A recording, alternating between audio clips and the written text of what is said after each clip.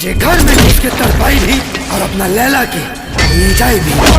कैसे हमारे सारे आदमी आज तेरा कचुम्बर बना देते हैं।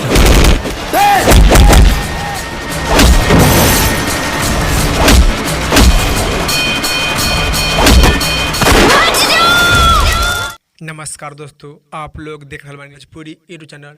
तो बहुत बहुत स्वागत बा। तो आप लोग के बता दी कि प्रदीप पांडे चिंटू जी के और अक्षय सिंह जी के एक साथ वाला फिल्म है लैला मजनू, जो कि टीवी पर चला दिया गया है।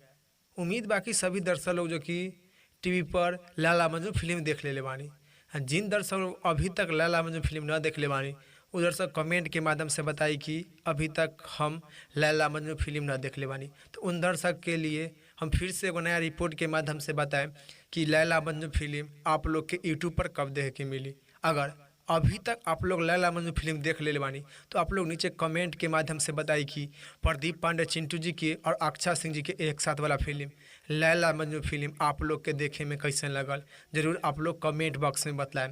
काहे कि टीवी पर भी धमाल में चले रहे फिल्म, काहे कि लव स्टोरी से भरा एक्शन से भरपूर फिल्म रहे लैला मजनू। तो आप लोग भी देख ले बानी तो आप लोग जरूर कमेंट के माध्यम से बताई कि प्रदीप पांडे चिंटू जी के फिल्म लैला मजनू आप लोग के देखे में कैसे लगल, और इस रिपोर्ट के बारे में का राय बा, का विचार बा, आप लोग नीचे कमेंट बॉक्स में बताएं। और इसी तरह से वीडियो से अपडेट खातिर और जानकारी खातिर आप लोग हम इन्हीं के चैनल के साथ बनल रही। फिलहाल में इतने, फिर से मिलेंगे अगले वीडियो में। जय हिंद।